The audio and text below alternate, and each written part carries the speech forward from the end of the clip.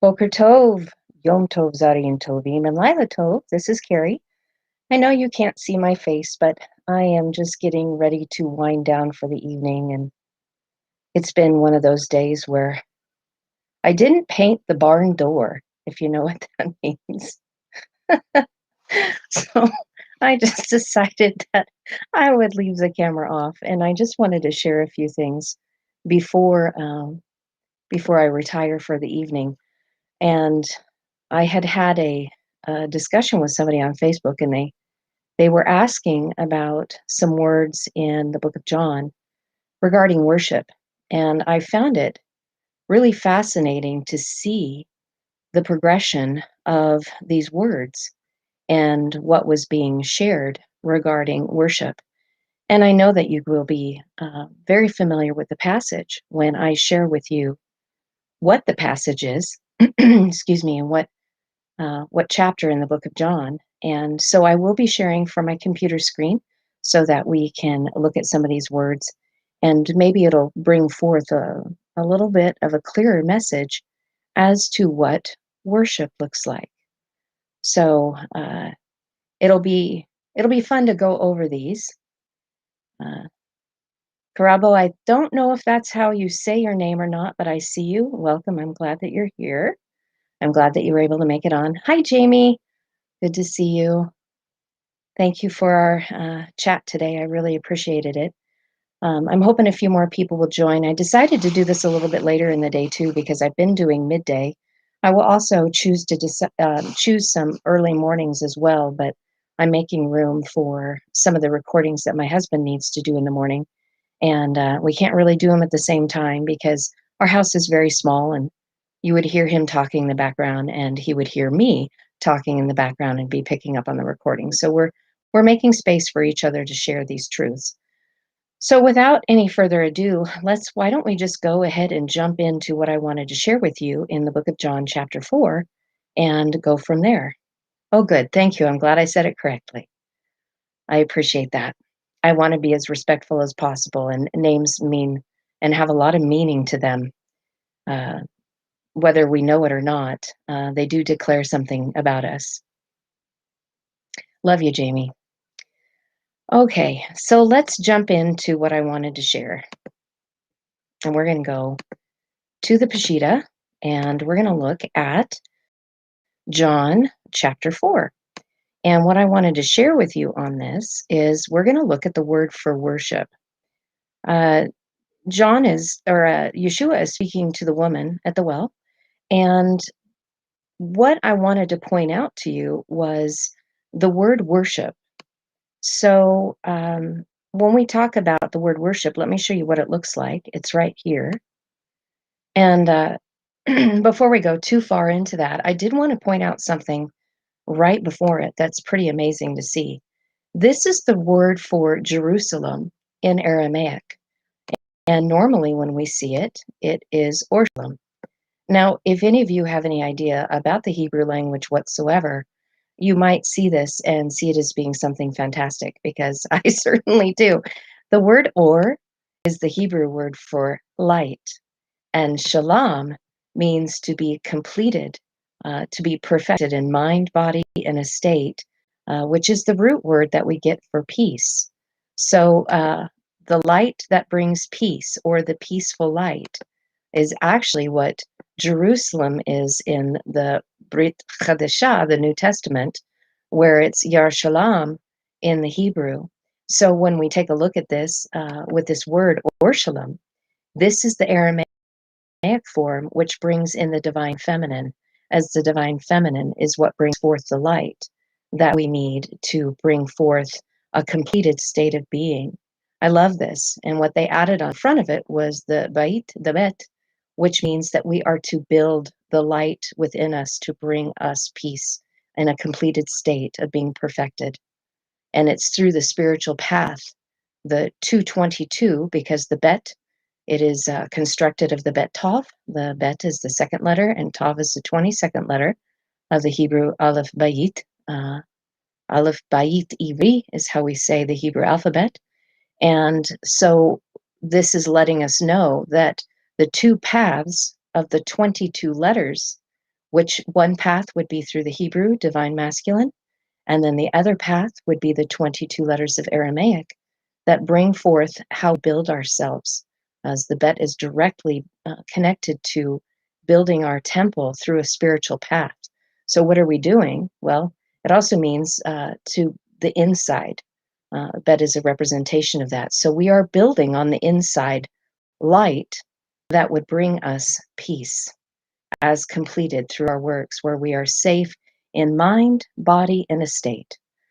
So that's kind of off topic, but very much connected, because then we look at the word for worship. And in the word worship here, it's a Semet Gimel Dalet. This is the root. And notice on here that this is talking about having the mother's covenant added. So she's the one that teaches us how to tame our beast ego nature, and it is through her covenant of love where we are marked with the golden rule. And this allows us to connect to Father while we are in the flesh. This is our fallen flesh, but in our earth suit, because we are dimmed, we haven't been activated in our light bodies yet because we were clothed with skin. So this is talking about worshiping through the covenant of mother, which is the golden rule: do unto others as you would have them do unto you, in order to connect to Father while we are in the fallen flesh. And the word for father, I love this. It's Abba, but the lamed has been added in front of it. This is the instructions, the way to teach about the Father. And the word Father, it is actually incredible, because in Hebrew it's Aleph, which is Ab, but we have the additional Aleph on the suffix side. And this is something that happens in Aramaic. You don't see this in Hebrew. This is the effect of the divine feminine on us. And so really this is bringing forth the covenant of the peace, which is directly connected to the covenant of promise. And we have the division of mother on one side and father on the other side that help to build you on the inside. This is the frequency of what we would say Father, because they really are two sides to the same coin. So these are the instructions in the way where you would build yourself as being one with the Father and the Mother. This is our act of worship that we do. So this is how it starts out in John 4:21. I'm going to check real quick to see if we have any questions so far. Anybody have any questions so far that you would like to ask? Hello, Renee. It's Renegade. I am very glad that you're here. If you have any questions, please type them in the comment section and I will come back and look at those. If not, we're going to move into verse 22. So again, I just explained what in verse 21, what worship looked like. Now let's go back in and we're going to take a quick peek at what it looks like in the next several verses here. Give me a second to share my computer screen again. All right. We have in 22, we have the word for worship again. And this time we see it twice here. We have it here and we have it here again. Now, if we take a peek, let's see what the difference was. This was worship in verse 21. Now, again, this is the reason why I like to go into the languages themselves, because in English, you would not see these movements. You would just see the word worship. So you would think that the word worship would be the same in verse 21 as in verse 22, but it is not.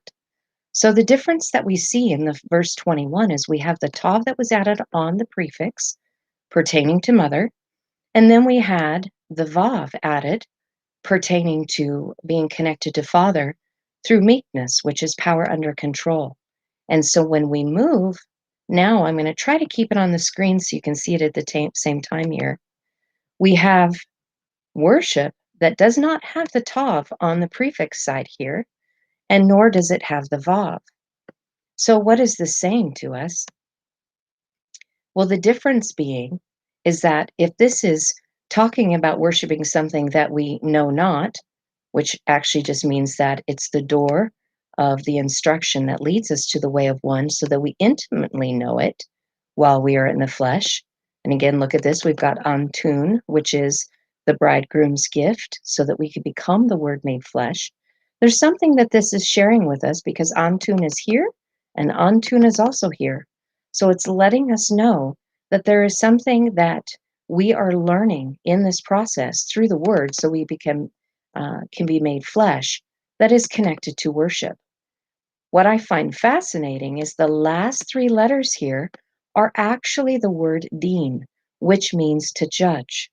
And din, if you look at it, it's the door that brings power to life. Simply put, if you were to look at it through the Paleo Hebrew, as a judge's job is to restore life to the people. So this is having to do with self-adjudication right here through the process of worship. As this is, let me show you what actually the word, this root word is, because I think you'll find it fascinating. I always love to dig into these things. It means to do homage, and it has to do with prostration. When I was looking at this, they was calling it, they translated it as worship, to prostrate oneself. In the Hebrew aspect of it, the first time that we see it is in Isaiah 44, but prostrate simply means to lie stretched out on the ground with one's face downward. And you can see all of the synonyms with it. But I really like this here, especially in reverence or submission. But we are long past that place. We are now in the place of maturation. So when we look at reverence, let's take a look at this. Deep respect for someone or something.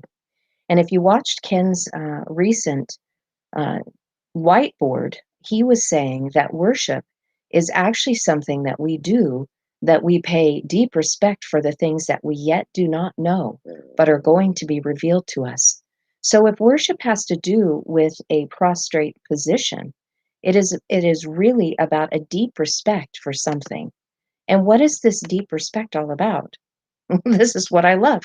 So we have a deep respect for the process of judging of self, right adjudication within our own self, because we are not to judge others and only ourselves. And what does this produce? Well, the Samek is a symbol of the wedding ring or a signet ring. It means that we're hedged in, propped up, and supported and shielded with a ring of thorns around us, a shield of thorns around us, as we have gathered what was necessary to assemble us and gathering water, living water that would instruct us in the way of waters so that we could be matured and to ripen, which is the door that we choose to go inward to reveal the areas where we are weak and feeble so that we can deliver ourselves from that. This is what gives us the power through the Father, the power, means, and direction to deal with our fallen flesh so that we can self-adjudicate. This is our act of worship, having deep reverence for the process of self-adjudication. And again, with having Antun, Antun, and Antun, obviously this is connected to the word Aleph through the Tav, the spiritual path that is found between the letters of light and love, the Aleph to the Tav, the Alpha to the Mega, the first and the last, that is given to us in order for us to connect not only to the Father, but then become the words made flesh on the inside that will be connected to that which we do on the outside. Really deeply profound to see what this is presenting to us. So as we continue going on, I'm going to check back. Do you guys have any questions so far with what I've shared in verse 22? If not, I will keep moving on. But again, I find it super, super fascinating that we are able to take a look at this and see this progression of worship. It's really, really profound. And it continues going on, because I am taking us to the verse where it says that the Father's looking for those that would worship him in spirit and truth. But what we're already seeing here is a progression for us to look at as a roadmap. All right, so let's go back in. I am going to go ahead and take us back in there so that I can actually maneuver while we're looking. Let's take it down to verse 23. So now we have, But the hour has cometh, and now is, when the true worshipers will worship the Father in spirit and truth, for the Father also requires worshipers such as these. Well, it's interesting. I'm not going to go through again all of these words. I mean, I could. It would be a much deeper study here, but again, that my main focus was on worship here. But this word right here is the hour or time, I should say. And we have hasha, which is now, which is a now principle, and then we have time. But time in the root is ayin tav. So what do we have added? Well, it's really fascinating when we have a sheen added. You don't normally see the sheen added on the suffix or the prefix very often. In fact, it's incredibly rare. This is a letter that represents fire. This is the consuming fire that helps us to deal with our fallen flesh, beast, ego nature. So this is a time of fire that is meant to show us so that we would have the eyes to see in time the covenant of love that leads to oneness. Again, this oneness principle is showed it repeatedly over and over and over, especially in the Brit Chadashah, the New Testament, with the influence of the divine feminine in why she was brought in time, because we are in the fire right now. I mean, most of us that have seen what 2020 was like, and now we're 4 months into 2021, the fire hasn't really let up. But it is purpose to bring us into this oneness unity. So now we have worship here. But look at the change. This is so fascinating. So we had the word that talks about deep reverence in the prostrated position, and the vav is added now in the center of the word, which means this deep reverence has now pierced our heart and has connected us to the place of source creator within us. And what this is showing is that this place of worship, as we have been like following this down, this is showing us that this has been the door that has been needed for us to have this revelation come so that our heart could be pierced and we could be connected to source within as source, having become one in the oneness unity. So worship at this point is being in the place of being one and having it part of your life and recognizing that we are all of the quantum unified field of oneness as fractals of source, living our experiences separately, but it's the mystery that are the many that are of one. This is so beautiful when I see this. Then we come down and we have worship one more time. I will tell you that here's our word for truth, and Shin Resh Resh is the root. Well, we have power that has been given on the inside. And how beautiful that it follows right after worship, because our heart has been pierced, connecting us to Creator, and now we have power on the inside. This was because we chose to go through the consuming fire to deal with our fallen flesh, our beast ego nature, where Mother would raise us up. She would give us her power, and then Father would raise us up in order to become one. Now, the Resh also means to be poor and destitute, but the raising up aspect, this letter also means to be the top, as in a head, chief, leader, first fruit. So again, as we see the covenant of the pieces, mother and father that have been divided, they have this common powerful vision, which gives you means and a direction to raise up to be a first fruit leader that can, that can see that we are all one. So now we have worship and we have truth, and then we have worship again. But this time, the noon has been added. This shows that this is a spiritual path of perpetuity, of a perpetual seed of life that we follow in order to give us a strong base to stand upon. This is also a place where progeny comes from, where it produces an heir to a throne through the spiritual path that we start out with Mother. And again, we have connected to Father in meekness while we are in our lower flesh suit. And again, the instructions of the way of Father, which is actually of Mother, that builds you on the inside, that also connects you as one to Father. This is the instructions through the Spirit, which allows us to build ourselves on the inside. So I'm not going to go any further in that one. Well, actually, I have one more word. One more word here. We have worship again, but this time we have it sealed as finalized as oneness unity. This is so amazing. And when we take a look at the last word here, this means building ourselves on the inside, giving us the ability to see that we are all one. That is really, really amazing to see. And as the final, I'm going to check back. How are you guys doing? Are you able to follow along with me? Do you guys have any questions at this moment in time? Oh, yes, Karabo.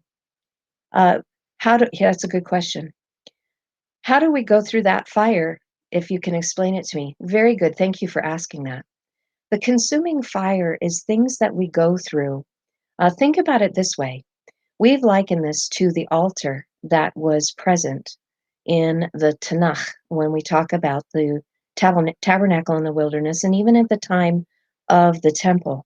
This actually has nothing to do with animal sacrifices, as it was always about sacrificing our beast ego, beast part of our nature. And what I mean by that is that anything that is manipulated and controlled by fear, there's really only two camps, there's fear and there's love. So anything that is within the fear range, anger can be part of fear, pride definitely is part of fear. All of those things need to be burnt up on the altar of our heart, as that is where the consuming fire lies within us. So as we face our fears and we face our angers and disappointments that are all connected to fear, we are to take those to the altar and transmute them into love. And so this is a process that we actually go through day by day in our circumstances if we deal with people and life situations, to be able to burn up that beast ego nature, so that what is left is an ego that has been tamed and purified, so that we can walk more effectively and efficiently in learning to love ourselves and to learn to love our neighbors as ourselves, so that our beast ego nature doesn't get in the way. Because what happens is that those things of the lower flesh we end up projecting on to other people, which is not really what we are wanting to do. Although it's a wonderful tool, that if you can see what you project on others, that is going to give you a strong indication of that which you still need to burn up on the altar of the heart and transmute it into love. So I hope that answered that for you. Hi, Lisa. It's nice to see you here. So now let's go one more time. We're going to take a look at this last verse in 24. And again, I need to bring it up how I can be able to maneuver through it so that we can see it together and I can highlight letters. So we have the word, you guys may not know this, but in the Peshitta, in the New Testament, the Brit Chadashah, God is the word Eloah. And Eloah, in its root by itself, is Aleph Lamed Hey. And the Aleph has been added. Again, a beautiful thing that happens through the divine feminine. So we have strong leaders that are teaching shepherds that bring forth the revelation of oneness unity. That's all that means. We need to redefine how we see the word God, because really many of us are coming into the understanding that we are the Elohim, that we're in the beginning. We are here in the end to help fix and clean up our messes, so to speak. So this has to do with that. When we look at the next word, this is actually a root here that speaks about coming strength, leaders, pilasters, the strength of the ram. And pilasters is a idiom for a priest. So this is dealing with the priesthood as well. So through this, as strong leader teaching shepherds that reveal oneness, this is literally the spirit breath, the exhale and the inhale of the spirit. And we can see that right here. Ruach This is the word ruach, is the Hebrew word for spirit, and we have the one that is added on the suffix side.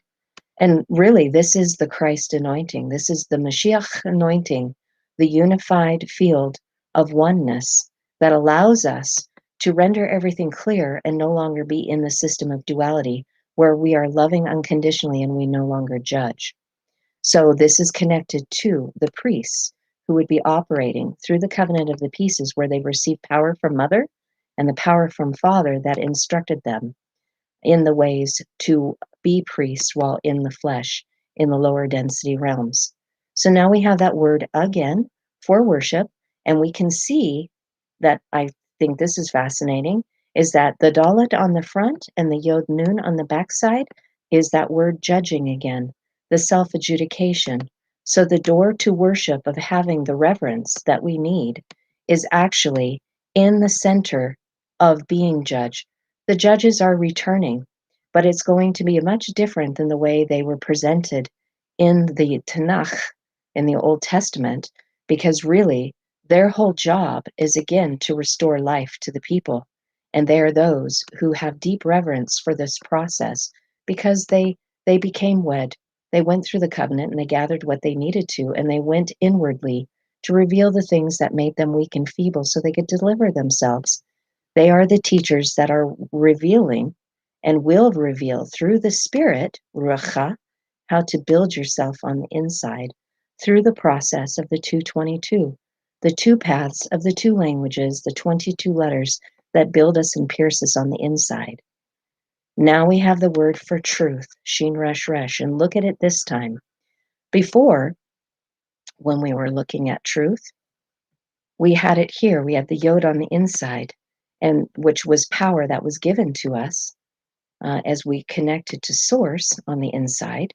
Now, as established, it shows that we, those who present themselves in truth, are connected to the mother in humility and teachability as they've chosen to build themselves on the inside through truth, that we are all one. And this, it's interesting. I'm going to show you real quick, and hopefully they will show this. I don't know if they're showing this screen to you. Hopefully they will. But if not, I will go back. I'm just going to let you know that that next word means right and proper. So right and proper right here. And that shows that in teachability and humility, we have been instructed in the way of one to become a strong leader. And this is our worship. And look at what we have here. We have another word for judge. These are the judges who have been taught, instructed in the way of one, who have deep reverence for the process. Their worship is connecting in meekness to the power of Father while they are in their flesh as the judges who come. And the whole process of them of worshiping has to do with establishing the truth and building the truth and revealing it to others that we are all one. Now, I don't know about you, but I absolutely think that it is wonderful that that this is really the process of worshiping in spirit and truth. And I'm sorry, I'm laughing. I got to show you this comment. I love all of you so much. I know who this is, and I'm not going to mention your name, but I love you very much. And I was the one that was in my right mind to give you the wrench as a moderator. So we can chat about that later, friend. Lynn, it's nice to have you here. I know that I went through I went through these verses rather quickly, but I think it was important for us to be able to see what it looks like about worshiping in spirit and the importance that we do this as a representation of the oneness unity and honoring the fact that the divine feminine is here now, because this is exactly what Yeshua came to show the disciples, to Talmudihu, what oneness looked like. and exactly what we have been instructed to do in discipling the nations. We are to bring the light of this truth. Hi, David. It's wonderful to see you. Uh, it we are to bring the light of this revelation to the people, because once we realize that we are unified as one and we make that change within, we then can manifest it on the outside and literally change the world that we live in, because we're seeing that those things that have been done on the outside are really in vanity. They're not sustainable at all, and we can see that. And if we are looking for a savior or an outside person to stand up to fix it and make it better, we're the answer, guys. We're the answer.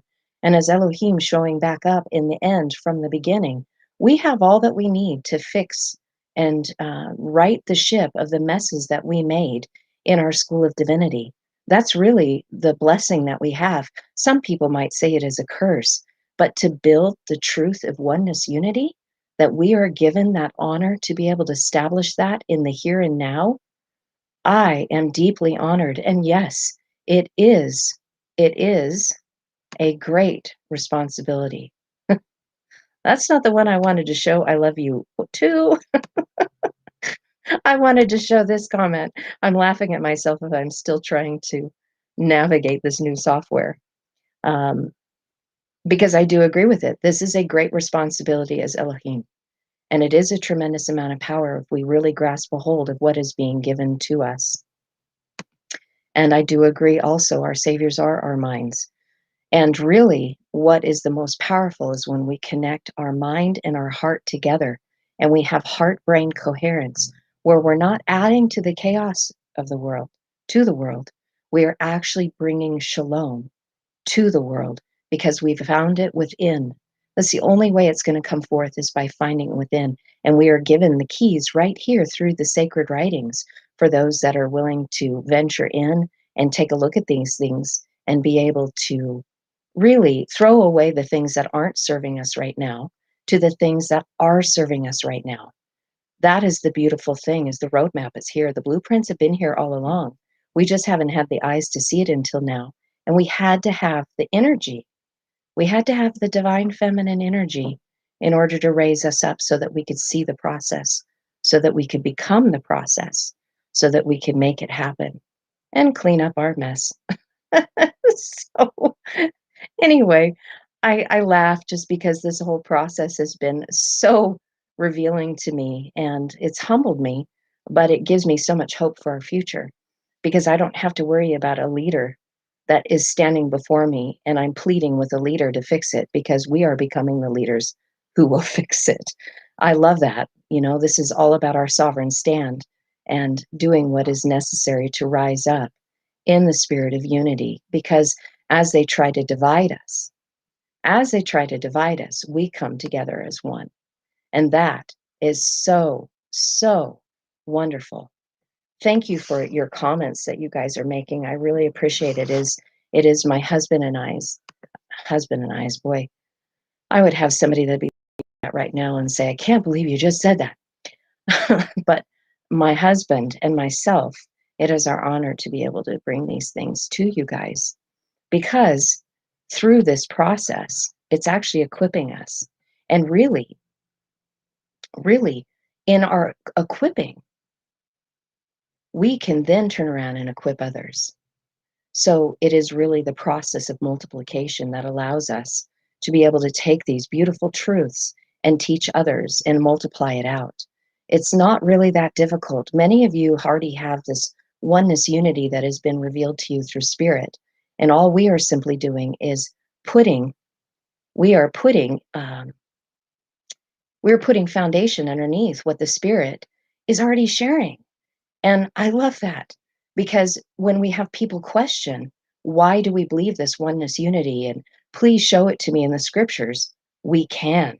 And the sacred writings have so much more information in it. It's like, really, the English translation only gives us 5 to 10% of what is really written for us. And many times it's been warped and has been twisted around to be the opposite meaning.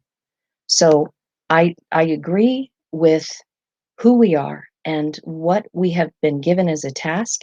And I'm really glad that you guys are here. I'm really glad that the languages have drawn you to this. And I really hope that you can feel the power within them and the love that radiates through these sacred writings, because not only is it the letters that are speaking to you and bringing forth their light and love, but every single author in the entire Brit Hadashah and the Tanakh that wrote had these codes, and they were writing to a future generation that would have the eyes to see it and the ears to hear it, that would be able to take these truths and bring them into our now. And so, in that, we are quantumly in touch and entangled with all who have walked before. Maybe connect that to the great cloud of witnesses who are watching us as we are given this great responsibility to walk it out in this oneness unity field where we can all become one love. This is truly the exodus up and out of our beast ego nature, the exodus up and out of the beast systems that have been trying to control and manipulate us. This is the second exodus. And I do believe that we are the second coming of the Mashiach anointing, the Christ anointing that is laid dormant within each and every one of us, but it is being awakened. And that's what we're feeling, that's what we're seeing, and that is why we are sharing what we are sharing.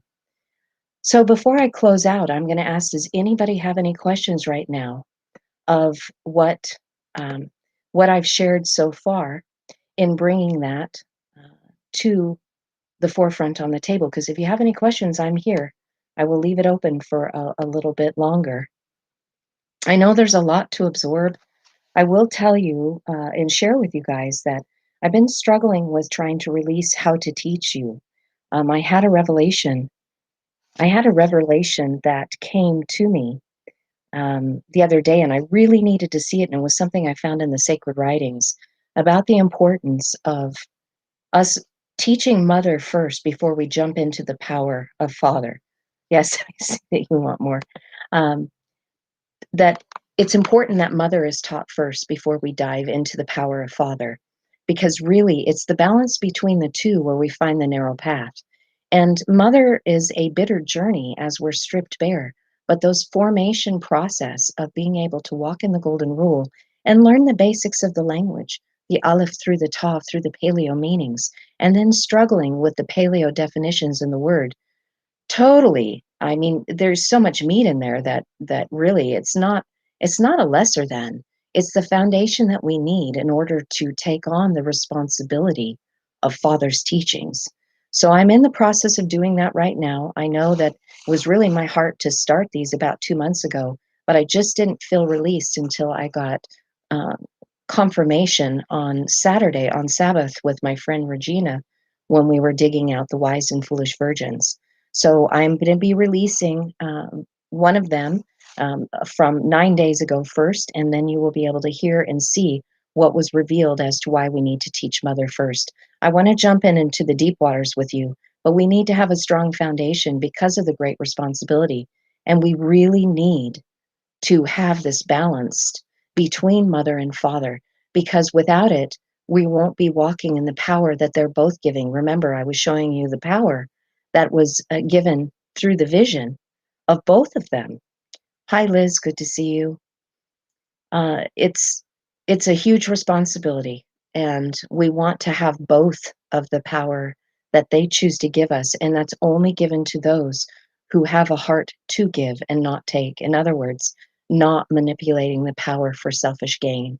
So that's why a lot of the testing has to come through mother, and we have to go through that fire, that process of burning, and we will get burnt if we aren't walking in the golden rule, and if we choose to take advantage of other people and serve only ourselves. Mother does come against us and her fire does burn. But again, it is meant so that we can be rightly aligned, because her heart is, let me instruct you in the way that you need to go so that when you're older, you won't depart from it, because you will find the sacred hidden teachings through the Father, which is exactly what Yeshua was trying to bring. But we had to have the first measure of mother's teachings first before we could be give the responsibility of the Father. And that's why knowing who, as we are worshiping in spirit and truth, why this is such a huge revelation of being able to build ourselves on the inside. So I appreciate you guys being here. Paul, that was really kind of you.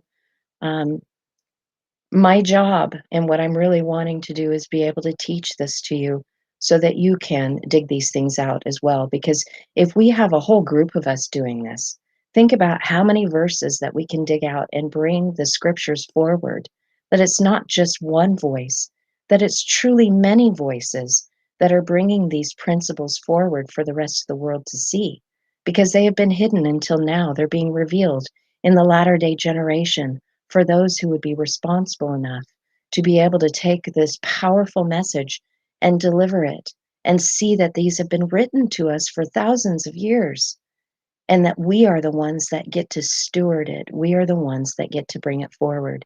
It's not just for Ken and I and what we are doing. It is for us to help equip you so you too can do it. Now, whether all of you open up your own YouTube channels, that would be wonderful. Perhaps you share things and we put it on this platform. Perhaps we go on to another platform, and we're having a website built for us right now, and we have a place where we can share it together and we can continue to converse and bring these scriptures. My friend David, if you guys have seen on some of the YouTube, David Macias, he has brought forth wonderful truth. So is my friend Jeff Button. They are both very familiar with these Hebrew languages, and they are bringing their portion to share at the banqueting table with all of us. So I really, I'm really honored that I can share these things with you. And I am grateful that you guys are here. I'm grateful that you guys continue to tune in. And I am with you, Greg. I do totally agree that I wish that I would have learned these much sooner too. But trust me, if Ken and I, who don't have any connection whatsoever to any Jews, we don't have anybody in our family that is from, that has this kind of background. If we could be and see this, and that the Spirit gave this to us and we were able to learn it and not having any connection, then you can as well. It's all right there, and we can totally do this.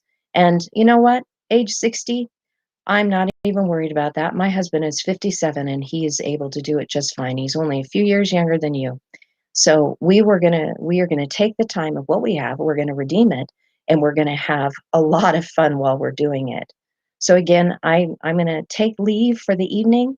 I thank you for your attendance, and if you guys continue to have questions, please let me know. I will continue to be able to share things with you guys as the Spirit leads us to share them, and it's really my honor. So thank you so much. And I look forward to being able to join you guys again in future broadcasts, live presentations, as well as the teachings that we're presenting to you. Ah, I know, Rhoda Rose, I totally get it. Where I'm waiting for some of Jesse's work to be uploaded so that I can go ahead. He's editing his dad's teaching on the chalkboards or the whiteboards, and so it's coming. It's coming, I promise you. So thank you guys so much. Toda rabba, shalom, shalom, and namaste.